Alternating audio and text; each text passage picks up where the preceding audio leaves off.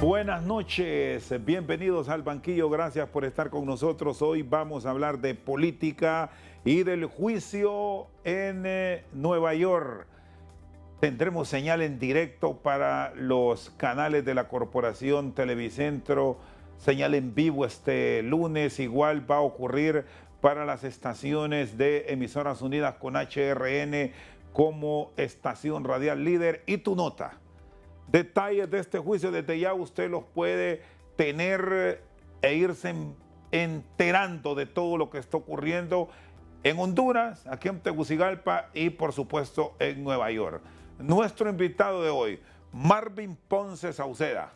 Buenas noches. ¿Qué tal, Marvin? Qué gusto saludarlo. Buenas noches. Buenas noches, Rosendo. Muchas gracias por invitarme a su gran programa El Banquillo, que lo vemos todas las noches, abordando temas de importancia nacional y de la trascendencia nacional e internacional del país. ¿Qué tal para este fin de semana? ¿Algunas últimas lecturas para esperar este juicio? ¿O a esta altura, Marvin, ya están tiradas las cartas sobre la mesa y aquí ya no hay vuelta atrás? Bueno, este juicio es un juicio histórico, ¿va? Es un hondureño, un compatriota hondureño, expresidente de la República, creador de las políticas públicas sociales muy importantes, económicas en el país.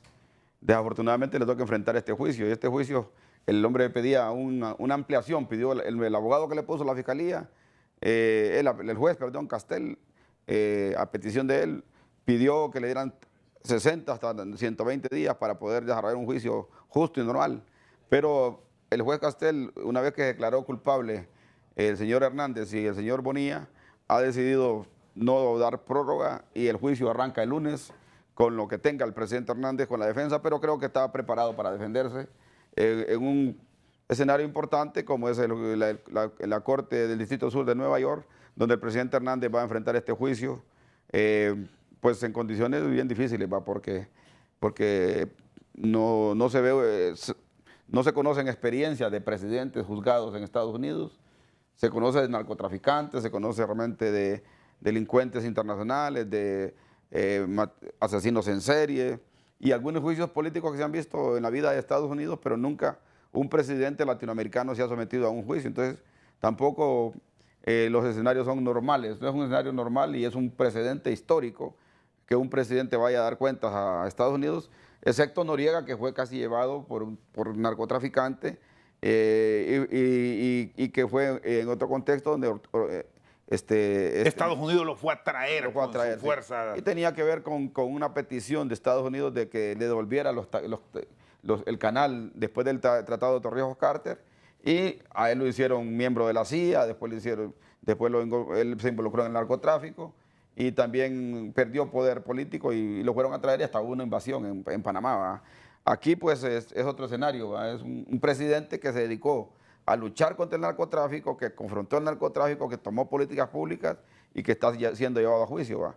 Entonces, este escenario es novedoso. Es el primer presidente que tras dejar el poder, porque fueron días después, es llevado ante la justicia de los Estados Unidos para responder por delitos asociados al narcotráfico, porque ya el antecedente Noriega. Podemos ver el antecedente del presidente Portillo también, que pasó de Guatemala, pero no eran por asuntos estrictamente narcotráfico, como efectivamente está pasando con Hernández Alvarado. Correcto, sí, ese es un tema de que los juicios tienen que ver con armas y con trasiego de armas, con utilización de armas para conspirar contra el narcotráfico y la conspiración para llevar más de 500 kilos de droga, dicen a Estados Unidos. Entonces, es toda una novedad, pues, este juicio, tomando en cuenta, como le decía yo, el escenario en el cual se desamblivó el presidente Hernández. Bueno, en los últimos días, el juicio haya tenido un cambio trascendental por la declaración de culpable de Mauricio Hernández, de Juan Carlos Bonilla Valladares, ¿le complica a la defensa de Hernández Alvarado enfrentar este juicio? Yo creo que en alguna medida incide, pero no le complica. Más bien, yo creo que el presidente Hernández siempre buscó que el juicio fuera solo con él y no con los señores Bonilla y el señor Hernández, comisionado Hernández. Entonces yo creo que más bien se le abre el juicio porque el jurado va a estar centrado en la figura de ese juicio, porque los otros no van a ir a juicio, sino que ya se declararon culpables, van a arreglar con la fiscalía, reducción de penas y les van a aplicar una pena menor a la que se esperaba porque se declararon culpables, porque el esquema de Estados Unidos es que el que se declara culpable y además da información privilegiada para efectos de la DEA o de los aparatajes de justicia que tiene Estados Unidos, pues recibe reducción de pena. Pues entonces a veces se sanciona más a alguien que se declara culpable, no culpable, que al que se declara culpable, pero que además entrega información. Y en este caso que un exdirector general de la policía pase a un eventual estado de testigo por parte de la Fiscalía y con el antecedente público que en su momento hizo el Tigre Bonilla, de que él había investigado a Hernández Alvarado y a Mauricio Hernández, ¿no le complica una posible libertad de Hernández y más bien lo va a hundir? Mire, yo estaba cerca del presidente y cerca del Tigre Bonilla cuando él fue director de la policía, yo estaba como asesor presidencial. Y quiero decirle que la relación entre el presidente Hernández con el Tigre Bonilla era estrictamente en el Consejo Nacional de Seguridad, en el Consejo de Ministros y algunas reuniones de trabajo. ¿No se llevaban bien, Marvin? No, no, sí, o sea, a él lo pusieron como director de la policía, producto de que venía él en la carrera policial y el país estaba en una gran crisis de inseguridad. Recuerde que lo puso Pepe Lobo, hay que recordar. Sí, recuerde que Pepe Lobo primero puso a Ramírez del Silva. Bueno, y después en otra crisis puso al Tigre Bonilla, ¿no? O sea, Juan Orlando Hernández simplemente fue un actor secundario en la relación del Tigre con la inseguridad. Recuerde que el Tigre Bonilla también estuvo como jefe policial en Copán, cuando estaba en mayor auge el narcotráfico en la zona de Occidental, donde estaban los Valles, donde estaban los Adon H, los Rojos y todos esos narcotraficantes estaban allí, estaban los Adon y todo eso en esos territorios operando. Y el Tigre Bonilla nunca se supo que él capturó narcotraficantes.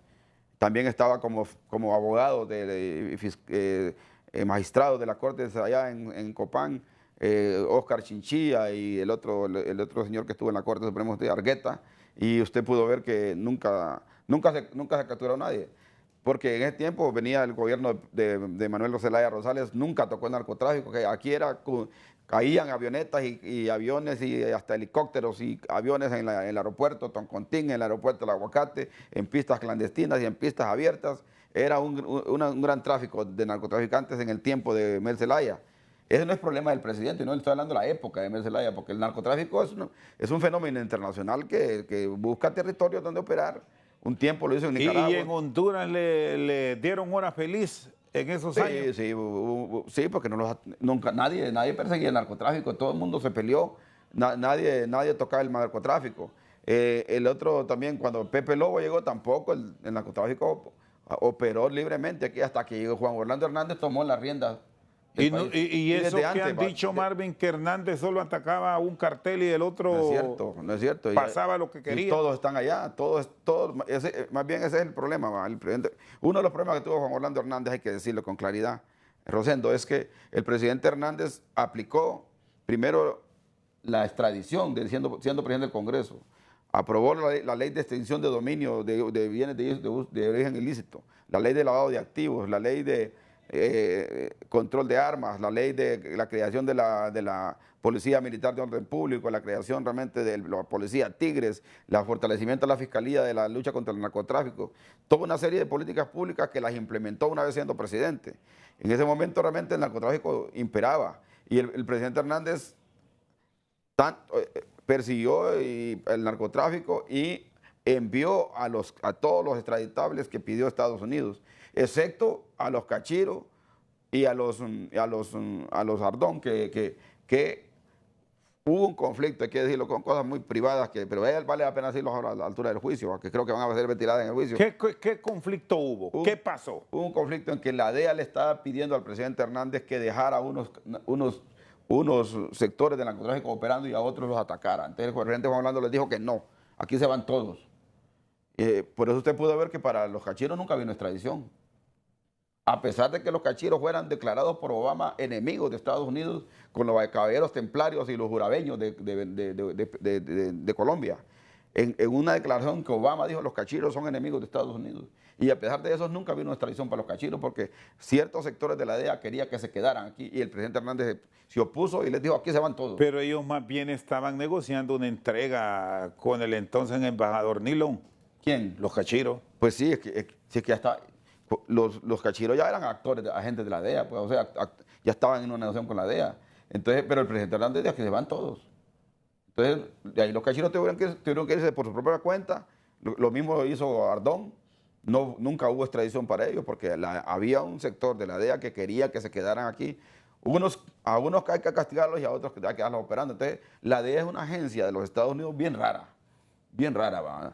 No se sabe si quieren atacar el narcotráfico o quieren dar vía por el narcotráfico. Dejar a unos que pasen, dejar a otros que no pasen. El presidente Hernández en eso fue tajante, ¿va? Porque el presidente Hernández está enfrentando a uno de los flagelos más importantes y más delicados del país, como es el narcotráfico, y no va a poder estar dándole privilegios a unos y a otros. Esto era cuando ya estaba en la presidencia, usted era su asesor. Sí, claro. Estuvo en esas reuniones que se conversaron los temas. Yo estuve cuando en la DEA lo premiaron después al presidente Hernández. Allá lo felicitaban en la DEA. Cuando iba a Guaguacho, yo iba con él. Entonces yo no entiendo. Venía John Kelly y el Comando Sur también le daba reconocimientos. Venía el otro del Departamento de Justicia también. Una vez estuvimos en Washington con una subsecretaria de Estado y uno del Departamento de Justicia y nos dijeron, falta que le ponga más duro el narcotráfico. Y yo les dije pero yo hice uso de la palabra, pero es que ustedes lo que los mandaron fue un avión para irrigar cultivos, le digo yo. Y nos quitaron el radar de allá de la Mosquitia y lo llevaron para El Salvador. Entonces, si quieren luchar contra el narcotráfico, apoyen al país. Y que vamos a mandar un dinero que la vicepresidenta Clinton lo va a manejar por medio de México. Ese pisto nunca vino para atacar al narcotráfico. El narcotráfico se enfrentó con dinero de Honduras, por eso tuvo que implementarse la tasa de seguridad. Porque había que enfrentar al narcotráfico y el crimen organizado, porque no solamente es narcotráfico en el país, aquí hay lavado de activos, aquí hay una gran cantidad de delitos que tienen que ver con la extorsión y otros temas que el presidente los enfrentó, todos los temas, la lucha contra la extorsión, la lucha contra la criminalidad organizada, la lucha contra las pandillas, la lucha contra el narcotráfico.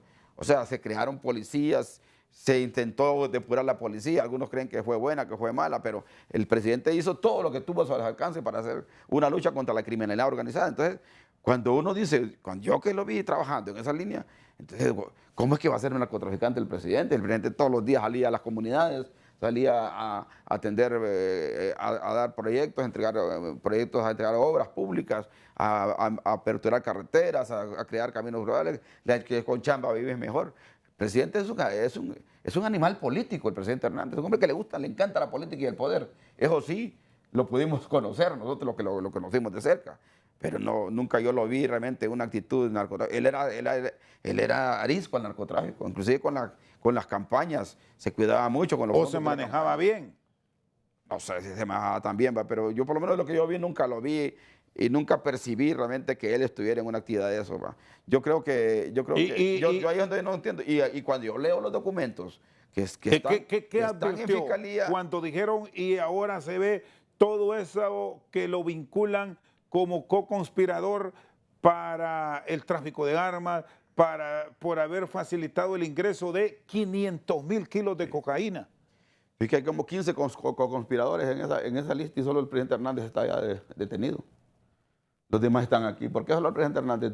Si es que vamos a perseguir a los co-conspiradores. Entonces, no, el problema fue que el presidente tomó decisiones políticas y en función de la lucha contra el crimen que a ciertos sectores de Estados Unidos no les gustaban. ¿Qué fue lo que usted percibe molestó a esos sectores políticos estadounidenses? El primer tema que no le gustó a ciertos sectores de Estados Unidos, de las agencias de Estados Unidos, fue la ley que aprobó el presidente Hernández para bajar avionetas cargadas con droga. Eso nunca estuvieron de acuerdo y el presidente dijo, no, aquí no puede ser entrando abiertamente el narcotráfico, hacia ir aterrizando avionetas. Hay que ¿Quién se opuso o quién no quería esta ley? Ciertos sectores de la DEA, tengo entendido yo, de lo que yo supe, ciertos sectores de la DEA y ciertos sectores también del Departamento de Estado que diferían con esta decisión, y del Departamento de Justicia. ¿Y se bajaron aviones cargados de droga? Tengo entendido en pleno vuelo. Sí, tengo entendido que fueron 3 avionetas las que se bajaron y que también hubieron también, y lo que pasa es que Al bajar aviones hay fallecidos, o no necesariamente, o pasó. Sí, parece que hubieron muertos, inclusive se vio realmente cuando también la DEA se enojó, pues por eso, porque aparentemente fallecieron agentes de la DEA infiltrados en el narcotráfico, porque es que ellos operan, la DEA solo sabe ellos cómo operan, ¿va? Pero el Estado está obligado a cuidar sus cielos, dijo el presidente, y hay que aprobar una ley, y esa ley no le gustó. Y hay que decir, fue el primer entronconazo con el presidente cuando se aprobó esa ley. Segundo problema que tuvo el presidente, que yo conozco, que fue y fuerte, quedó esa espinita ahí, claro. DEA Estado. El segundo problema fue eso, ¿va? Que ciertos sectores de la DEA querían que operaran unos carteles y otros no. Y el presidente les dijo, todos se van. Entonces también eso, el problema del presidente no es con Estados Unidos, es básicamente con la DEA. Y la DEA es que ha creado toda esta serie de conspiraciones para llevar al juicio al presidente, producto realmente de que él no les hizo caso en cosas que ellos querían. Porque algunos creen realmente que este país es un patio, pues que no hay dignidad, que aquí hay que hacer lo que Estados Unidos crea, algunos actores de Estados Unidos, ahora está más diferente la cosa. Han creído realmente que estos países... ahora Marvin, pero... Claro, cuando ahora se habla de injerencia, entonces, el presidente Hernández enfrentaba todos los días la injerencia y decía esto no, esto sí. Ahora, Marvin, pero la DEA no es absoluta, ese es un departamento antinarcóticos de Estados Unidos que tiene sus jefes, que tiene sus superiores. Y si eso estaba ocurriendo y siendo un dignatario aquí en Honduras, ¿y por qué no lo reportó a su jefe que existían esos problemas es que ahí viene todo o eso, esos conflictos? Todas esas reuniones y todas esas cuestiones, el presidente con la gente de la silla se reunía y hablaba y les planteaba esos problemas. Con la gente del Departamento de Justicia, de aquí y de allá, se reunía. Con el embajador o el agente principal de Estados Unidos aquí, porque algunas veces no había ni embajador, también se les planteaba. El presidente planteaba todos esos temas, se los planteó. Entonces, esos son los documentos que anda buscando el presidente, o que creo que ya encontró algunos, donde realmente esos problemas fueron planteados y fueron de los que generaron conflictos. El otro problema, para antes de terminar, que generó problemas al presidente, fue también cuando fuimos a Estados Unidos, cuando se habló de la reelección en Estados Unidos, porque Estados Unidos dijo, no queremos que haga reelección. Es peligroso en Honduras que haga una reelección, porque venimos de un golpe de Estado, dijeron los mismos Estados Unidos. Venimos de un golpe de Estado, no es saludable para Honduras que haya reelección. Al presidente le preguntaron, ¿usted se va a reelegir, presidente? Sí, mi partido me lo permite, me voy a reelegir, dijo el presidente. Pero porque estaba el juicio, todavía no había dictaminado la Corte si había reelección o no. Y le dijeron ahí, ¿con quién se reunió? Con una Jacobson, con la subsecretaria. Con Jacobson, subsecretaria de Estado para Asuntos del Hemisferio Occidental. Sí. Y se reunió también con el jefe del Departamento de Justicia, con el Departamento de Tesoro. Y ellos le dijeron, no se reelija. Entonces le dijeron, llegaron a decirle que si se reelegía tenía que ser por un amplio margen, si no Estados Unidos no lo iba a reconocer, no lo iba a apoyar, tal como ocurrió. Entonces el presidente pensó que podía tener un margen amplio en las elecciones, al final salió reñido las elecciones, algunos dicen que hubo fraude, cada quien la valora como sea. La OEA al final la OEA y la Unión Europea, que fueron los veedores más importantes, dijeron que había ganado por 60,000 votos en forma limpia. La señora Fulton se va a meter ahí hasta contar los votos con la sociedad civil, a unos alineados del presidente y otros no, ¿va? Pero ahí estuvo la y fue legal y legítima esa elección. Sí. No, espéreme, voy a ir a hacer una pausa. Quiero hacer una pausa. Tenía que haber un resultado, claro. Vamos a hacer una pausa y ya vamos a seguir abordando estos temas previo al juicio de Nueva York con Marvin Ponce Sauceda. Ya regresamos. Seguimos al banquillo con Marvin Ponce Sauceda. En ese tema polémico de la reelección, este diálogo fue en Washington. Fue en Washington, sí. ¿Quiénes andaban con ustedes? Andábamos, los jefes de bancada, andábamos con el presidente y andaban unos empresarios. Orlen Solís, andaba creo que el abogado Saavedra y otra gente ahí. Y se planteó ese tema, fue un tema bien delicado. ¿Y estaban molestos los gringos o era un tono normal, diplomático? Era diplomático, pero en el fondo le dijeron que no. En el tono diplomático le dijeron que no estaban de acuerdo con una reelección. Yo creo que ese es el tema más delicado que no le gustó a Estados Unidos. Y creo que por eso es uno de los temas que está pagando allá. Lo único que si es por política, que lo acusen por política. Pero si es por dar drogas, que ya es otra cosa, ¿verdad? Que no inventen un delito, un tipo penal para una cosa porque no les hizo caso a una reelección. Eso es mi pensamiento, ¿va? porque estuve cerca ahí. De ahí el otro tema también que no gustó a Estados Unidos fue la construcción del aeropuerto Palmerola, ¿va?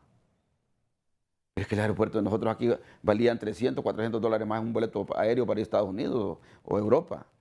Porque ya el aeropuerto de Tocontín, si bien es cierto, tiene una buena pista y aterrizan bien los aviones, pero los aviones que aterrizan aquí tienen un seguro bien caro, pilotos expertos y medidas de seguridad no adecuadas, decía la IATA. Entonces el presidente dijo hay que crear un aeropuerto. ¿Se acuerda que el Palmerola dijo Bel que lo iba a hacer y hasta le dio dinero a Romeo Vázquez para que fuera a hacer Palmerola? Después Pepe Lobo le dijo a Arturo Corrales que se dedicara a hacer Palmerola y no hizo nada, siendo canciller. Juan Orlando les hizo el Palmerola. Pues entonces, esa era la diferencia, porque Juan Orlando hacía las cosas, tomaba decisiones, actuaba y era frío, ¿va? Entonces, claro, Juan Orlando tenía también la tendencia de presidente que había estudiado política en una universidad de Estados Unidos, en Nueva York, y había estado haciendo su práctica en el Departamento de Estado, en el Capitolio y en las instituciones de Estados Unidos. Entonces, él conocía cierto momento cómo se movía el mundo de Estados Unidos. Pero él creo yo que se creó mucho y no obedeció, ¿va? Bueno, no sé si hay que obedecer, ¿va? Porque realmente es un país diferente, ¿va? A cuenta de quién me van a decir no hagas el aeropuerto, porque Juan Orlando les dijo a los Estados Unidos, bueno, regalen un aeropuerto a ustedes en otro lugar, pues. Dónenos un aeropuerto. No, porque los Estados Unidos casi nunca da nada aquí. El dinero que lo dan lo manejan ellos a través de ONG que ellos mismos forman. A través de consultores de Estados Unidos manejan los dineros que vienen vía USAID. El gobierno no recibe dinero de Estados Unidos. Y algunos apoyos a temas militares. Pero dinero así como para desarrollar el país, Estados Unidos no ha sido el gran aliado hondureño en función de lo que Honduras le ha facilitado. ¿Y en qué momento perdió el norte?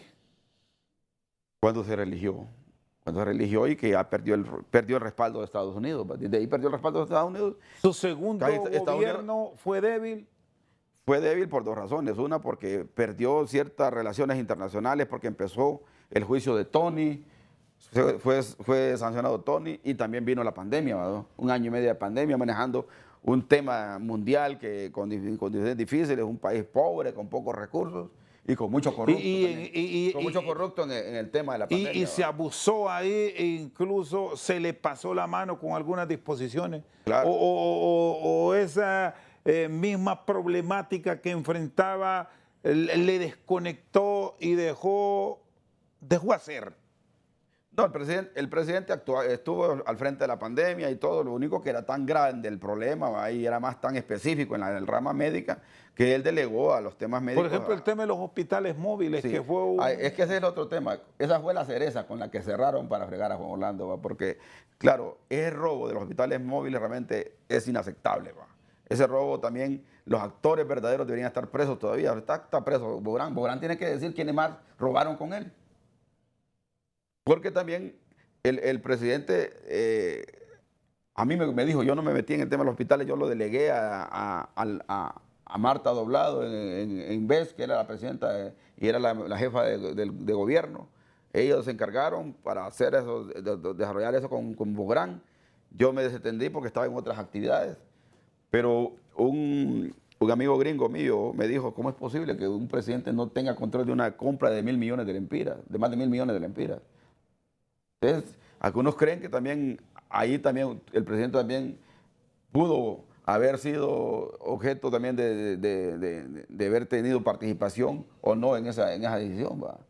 Que tal vez no fue, pero lo que es cierto es que quien compró eso fueron estafados por los turcos, porque los hospitales móviles tenían que venir biomédicos de Turquía a instalarlos, tenían que venir biomédicos a formar biomédicos hondureños para manejar todo el aparataje de esos hospitales. Y también lo que mandaron no fue lo que decían las ofertas y los contratos, ¿va?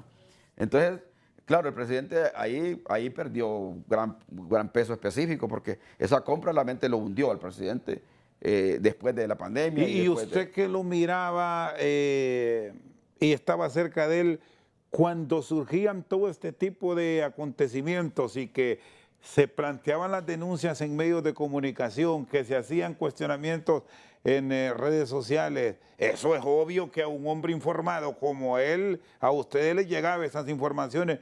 ¿Qué pasaba en esos círculos cercanos? ¿Qué No, comentarios se formaban alrededor de todas esas críticas? el presidente se reunió de emergencia con el señor Chinchilla y le dijo, actúe de fiscal, investigue eso, ponga la Fiscalía de la Corrupción a actuar.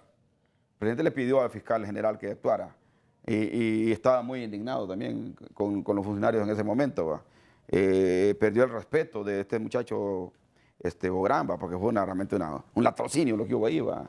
Ahí la muchacha, Rocío Tábora, nada tuvo que ver ahí, ni la Alba Consuelo, que son las que están persiguiendo. Vienen de perseguir a los verdaderos ladrones. Vienen de perseguir realmente a los que agarraron el dinero, a los que hicieron la transacción, pero no a la ministra de Finanzas. O sea que gatos son los que hay ahorita Claro, en sí, acción. Sí. Es que el problema es que aquí realmente los juicios quedan a media. ¿Va? En el caso del Seguro Social está Mario Zelaya y Bertetti, pero los otros tiburones que agarraron dinero del seguro nunca fueron llevados a juicio, porque son de la alta nivel político. O en el caso también de los hospitales también hay gente, familias que se protegen aquí, ¿va? Y que los fiscales y los jueces también son condescendientes con ellos, ¿va? Entonces, todas esas cosas ocurren en este país y realmente el presidente, esos elementos, los hospitales móviles, la cuestión de Palmerola, la cuestión de la reelección, la cuestión de la avioneta, la cuestión de que la DEA quería que se quedaran unos actores aquí y otros no, todo eso le acumuló una serie de problemas con Estados Unidos, que al final Estados Unidos dijo, hay que llevarlo a juicio, pues. Y primero fue el juicio del hermano Tony, que a mí me quedan muchas dudas en ese juicio todavía. ¿Cómo es posible que un muchacho que solo tiene una casa y unos cuantos carros y unas cuantas cuentecitas ahí tenga un juicio más alto que el del Chapo Guzmán? ¿Va? Y aquí realmente yo que estaba cerca del poder y que nos presentaban los mismos gringos a nosotros, a los que estábamos cercanos al presidente, ¿cuál era el mapa del narcotráfico? Nunca apareció Tony Hernández ahí. ¿Por qué no? Porque si hiciera narcotraficante, ¿por qué nunca lo presentaron ahí? Y aparecieron algunos que siguen aquí y en otros lados campantes. No le voy a responder a esa pregunta porque es muy delicada, pero sí hay todavía toros operando aquí. ¿Va? No le puedo decir nombres ni nada, pero sí hay gente vinculada al actual gobierno que tiene cola. Y ahí se la van a tener guardada los gringos. O sea, hoy son unos, mañana van a ser otros. Ahora, hoy son Marvin, unos, mañana van a ser otros. Y en todo esto que pasó, cuando se presentaban estas reuniones y los informes de inteligencia, porque hay una inteligencia, hay incluso una contrainteligencia del Estado y el que gobierna es el hombre más informado de Honduras, no le generaban notificaciones. No estoy hablando de los gringos, es del hondureño que estaba bajo el servicio del Ejecutivo, generándole alertas, informándole que algo no marchaba bien en la estructura de lucha contra el narcotráfico en Honduras, porque se informa.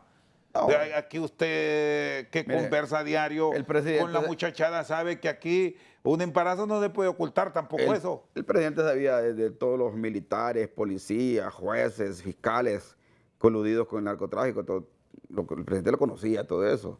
Lo que pasa es que el actor penal es la fiscalía, pues, los jueces. Y los jueces dejaron, ni siquiera enjuiciaban a los narcotraficantes, o los llevaban por juicios menores, a veces solo para pantallar, ¿va? Pero nunca, aquí hay una cantidad. El presidente, claro que estaba informado de todo lo que era. Acuérdense que se estructuró la Dirección de Estrategia e Inteligencia, dirigida por don Julián Pacheco, antes de ser ministro de Seguridad. Entonces, desde ahí viene una cantidad de información, ¿va? Por ejemplo, Tony, le voy a poner un ejemplo. Tony andaba con seguridad.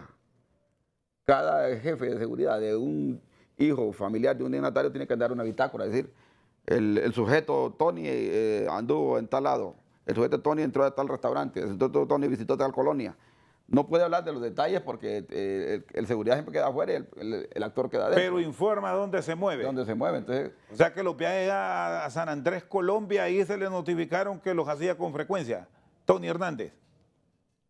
Si iba con seguridad de aquí, sí iba, pero si no iba con seguridad tal vez no va, porque tal vez era interna la seguridad. No sé si aplicaba que la aseguranza también llegara a acompañar a viajes internacionales, ¿va? Porque también el problema que Tony, a mi juicio, fue infiltrado por sectores del crimen organizado, hizo ciertos favores que al final lo tienen allá, ¿va? Pero no era un gran traquetero, no era un gran cartel Hernández, que el TH, todo lo que se dijo fue una gran novela. Pues lo que sucede es que aquí el odio, la apología al odio y la cantidad de gente a favor y en contra que hay de estos temas hace que en las redes sociales se termine casi juzgando a una persona porque se cree más en los Vigiles y en los Martínez, unos gángsters internacionales que están allá, o en los youtubers que les pagan para que acusen a Juan Orlando. Hay gente pagada a tiempo completo.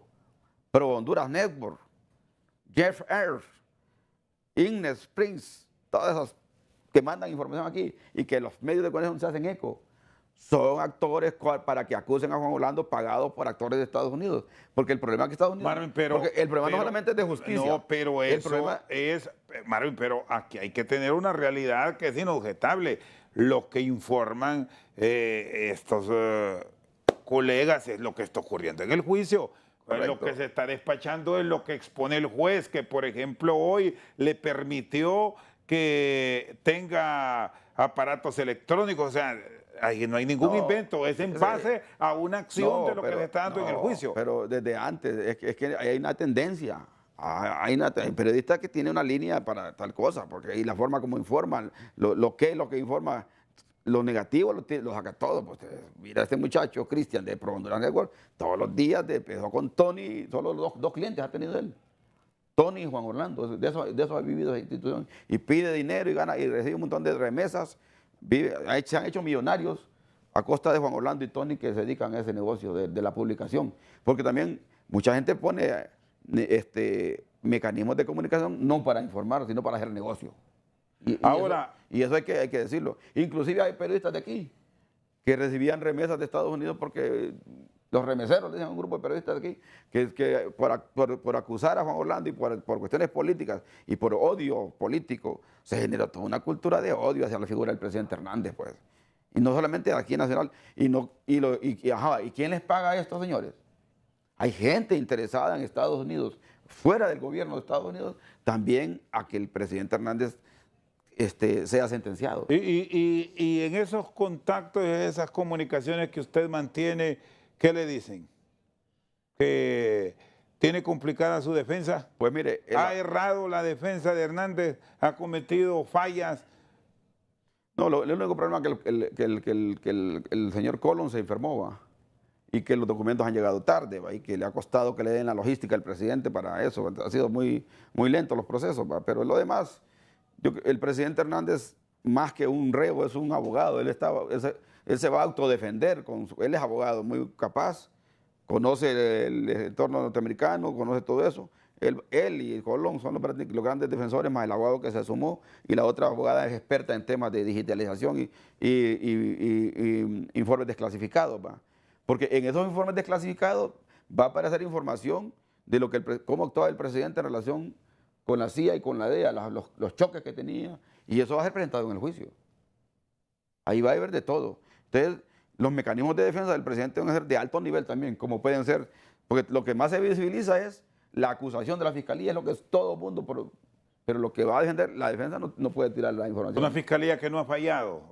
Ante el juez Castel, el 99% de los casos pegan.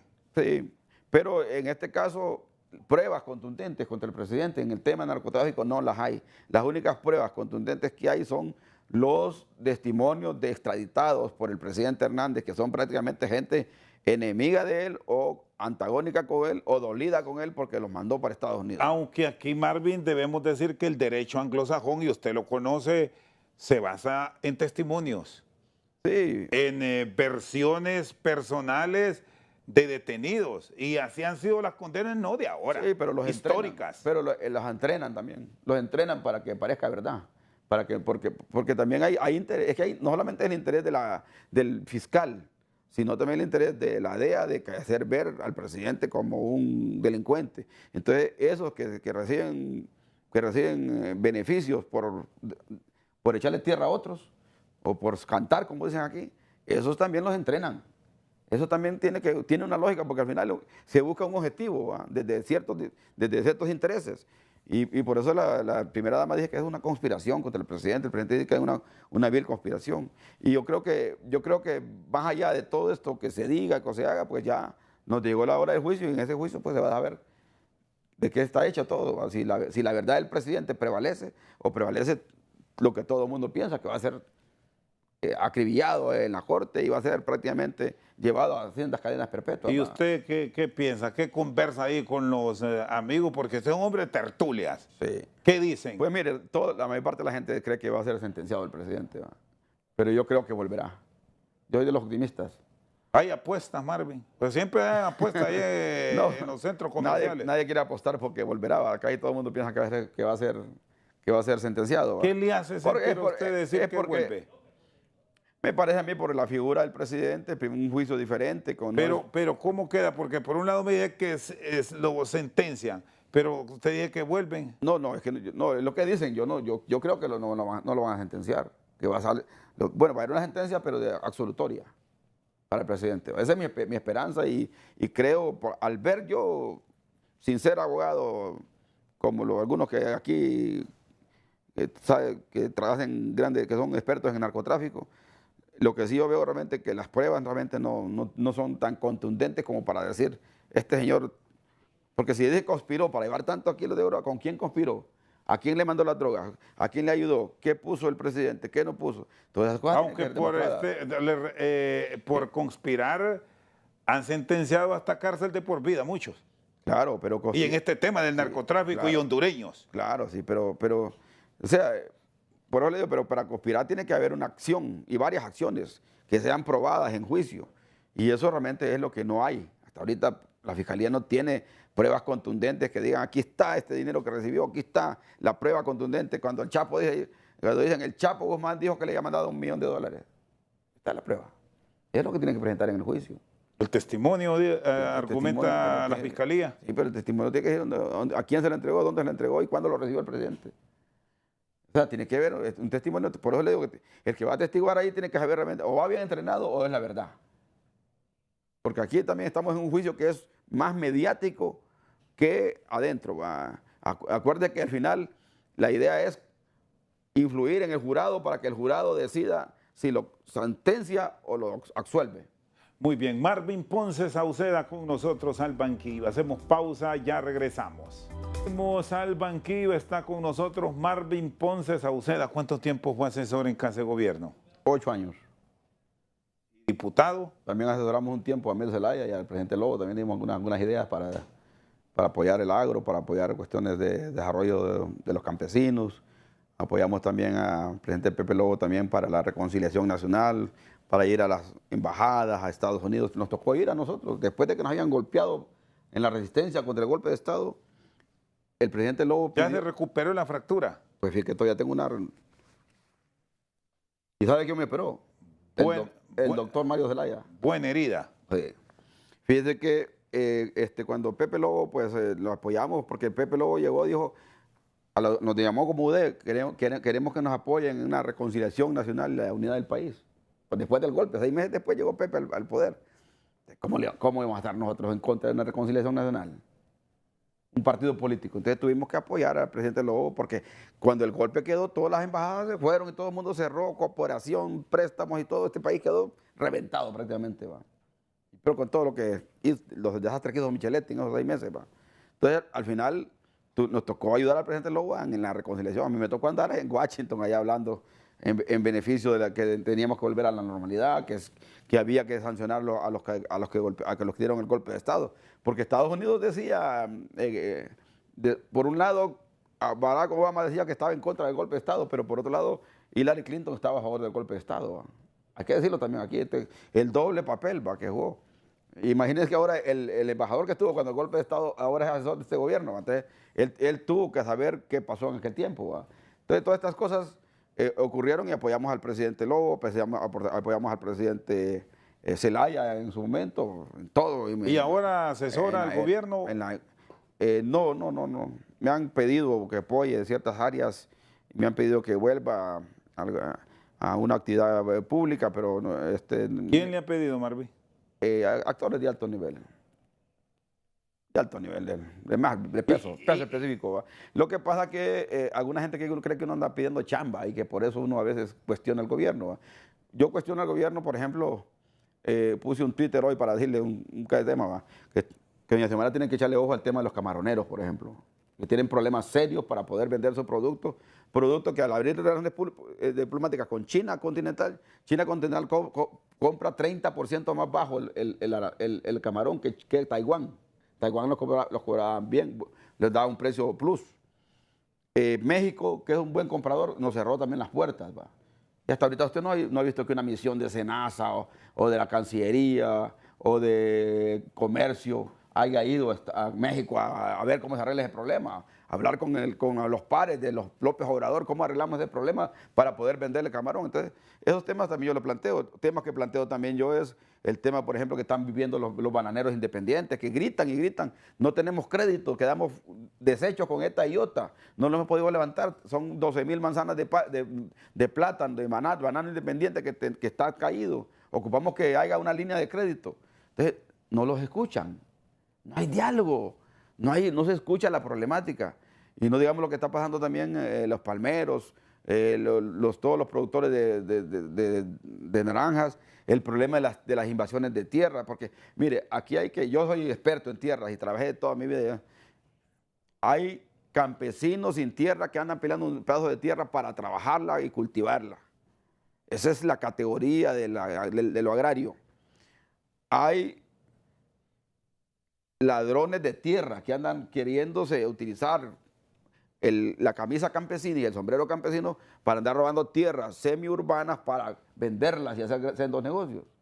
Y hay otra categoría que también dicen que son campesinos, que son ladrones de fruta, que se meten a las fincas para cosechar lo que otro sembró.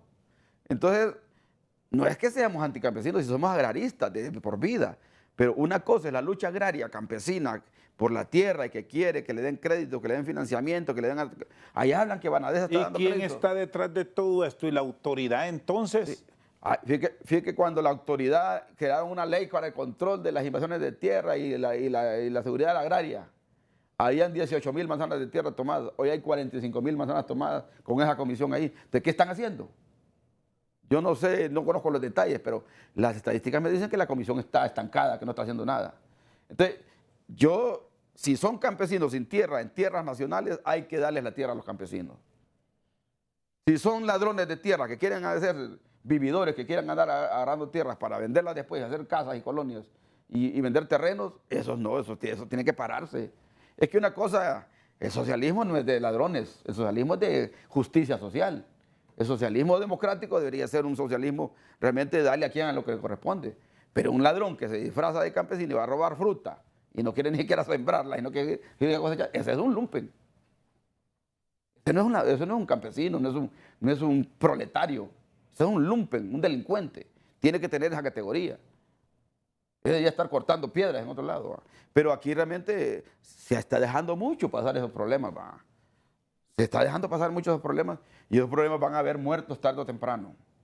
Disculpe que lo diga con tanta frialdad porque el amor a la vida es lo más importante que hay en el universo y nosotros somos cristianos, pero los temas de tierra son los que más jalan muertos. Y tarde o temprano se va a dar un enfrentamiento muy fuerte acá si no se controla eso. ¿Va? Yo creo que... ¿Y esto pasa a resolverlo por dónde? Porque aquí hay quienes dicen, usted fue diputado por varios periodos y ya sabe cuál era el mecanismo para alargar determinados temas, comisiones, diálogos sin respuesta. Es que mire, si un ladrón se va a meter en una tierra ajena, ahí no ocupa comisiones, que ahí la autoridad tiene que actuar. Para que tiene que haber una comisión para ir a agarrar al ladrón que está metiendo a robar fruta, que no le corresponde. O alguien que se metió en unas tierras urbanas allá y que dijo que no, que porque todos queremos casa y todo eso.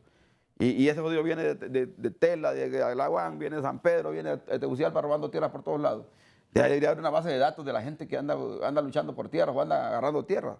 Entonces, yo creo realmente que el tema de delincuencia, la autoridad tiene jueces, policía, jueces, abogados tienen que actuar. En el que roba tierra, el que roba fruta, ¿para creer que va a pasar eso? Entonces, yo creo realmente que esos temas el gobierno no lo está atendiendo debidamente. ¿Va? Entonces, cuando uno dice estas cosas, a veces le jalen a uno que es que no, que porque trabajaste con el dictador, que sos de los que te van a llevar, vendido, que te van a llevar a Nueva York, que estuvieras allá lamiéndole las botas a tu jefe y todo. Le dicen ahora de Marvin, todo.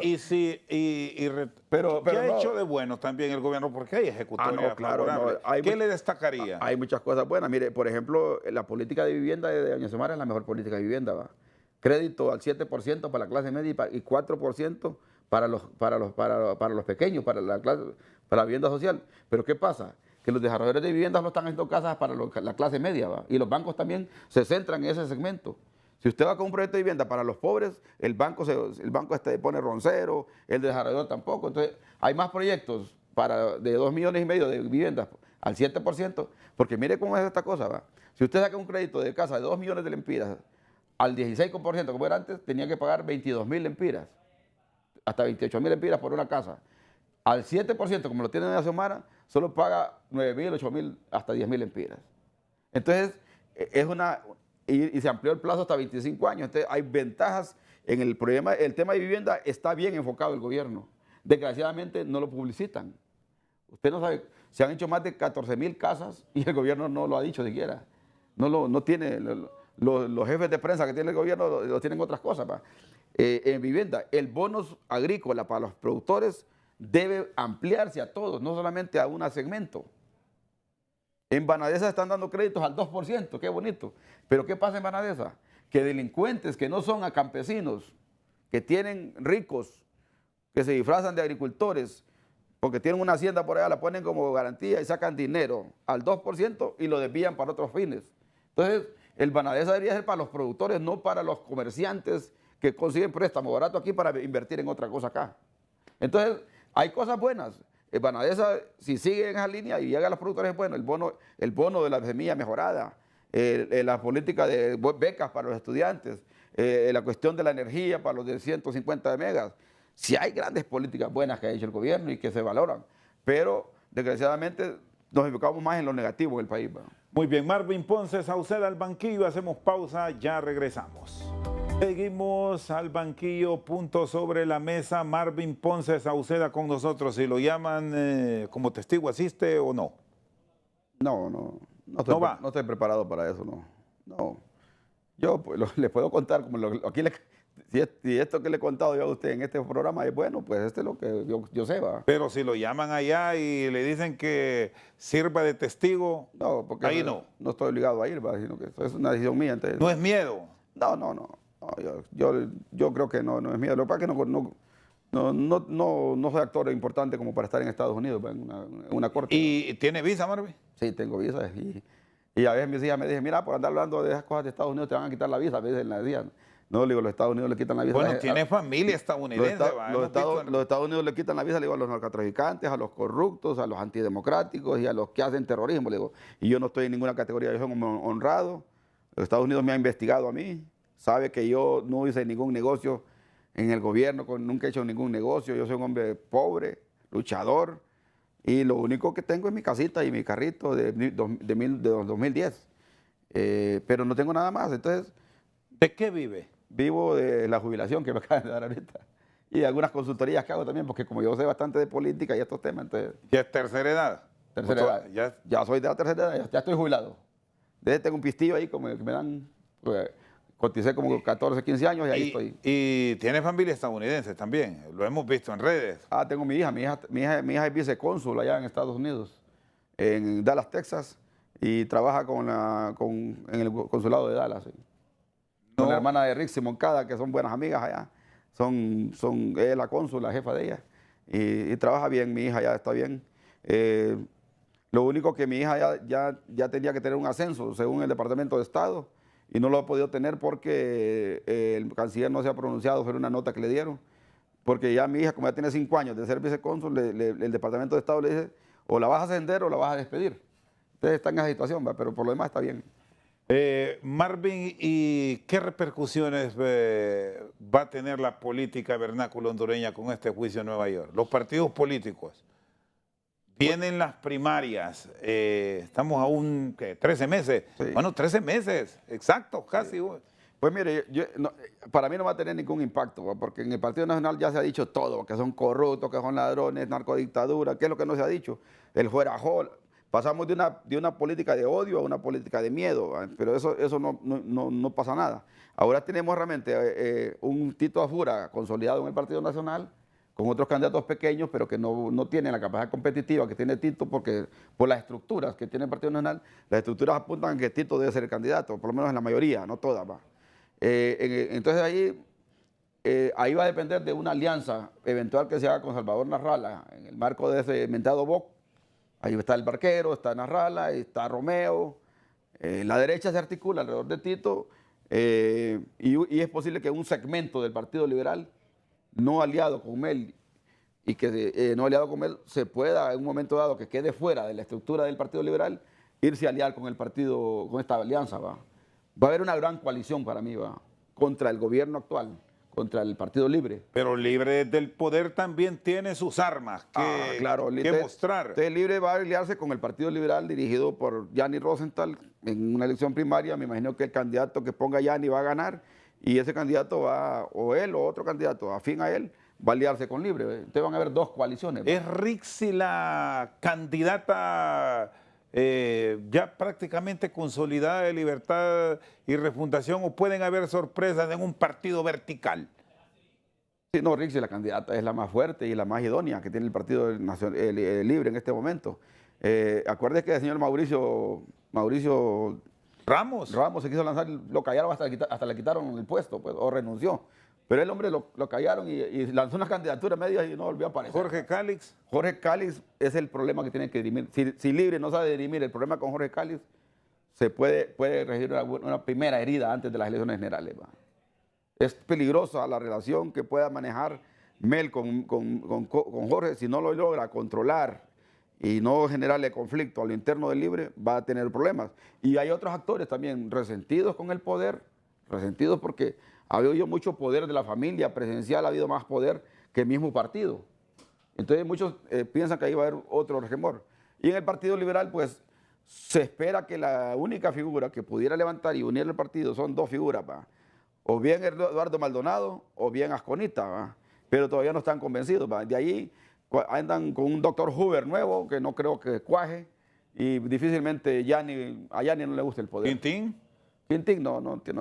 Quintín, ¿Cómo que a Gianni no le gusta el poder? No, le gusta cuotas de poder, pero no le gusta el poder. ¿Y Narrala tiene participación o...? Narrala va a ser aliado. Puede ser un buen aliado, pero él no va a ganar nunca con otro, él solo, nunca. Porque no tiene estructura, no tiene el día de las elecciones usted ocupa 70,000 personas que le cuiden el voto y que le jalen el voto y que le hagan bulla y que le jalen las comidas y que hagan la logística. Narrala no tiene eso, no tiene logística, no tiene gente organizada para eso. Los únicos dos partidos que están organizados, tres partidos es el Partido Liberal en un porcentaje, el Partido Libre ahora en el poder va a tener estructura y el Partido Nacional. Entonces, las coaliciones van a ser dirigidas por el Partido Libre y por el Partido Nacional. De ahí los demás tienen que sumarse. No hay otra alternativa. Sí, Narrala podría ir solo, pero simplemente va a beneficiar al Partido Nacional porque al final él le va a robar voto a Libre, pienso yo. Y la gente que salió con el Partido Libre para llegar al poder, mucha gente ya no está en esa ruta. Tiene que convencerla en estos 2 años del gobierno del Libre de que es buen gobierno, que es componedor, que es transformador y que el socialismo democrático también tiene nombre de pobre, que llega a los pobres. Si no hace una estrategia fuerte, el Partido Libre que estos 2 años le va a costar renovar el poder. Gracias, Marvin. Duerme bien, con todo lo que sabe y lo que conoce, descansa o hay insomnio. No, dormimos bien porque no le debemos a nada a nadie, solo a los bancos le debemos, pero por las tarjetas de crédito, todas esas cosas. Pero de ahí no, tranquilo, estamos bien. Estamos bien, gracias a Dios, y buscando chamba. Pero si le ofrece el gobierno en estos 2 últimos años, ¿aceptaría o dónde? Depende, vamos a ver. Es que ¿Sueldo? Yo soy caro, yo soy un técnico caro. ¿Cuánto? 80 para arriba. Arriba de $3.500 si lo quieren en dinero verde. Sí. Perfecto. Marvin Ponce Sauceda esta noche al banquillo por su sintonía. Muchas gracias.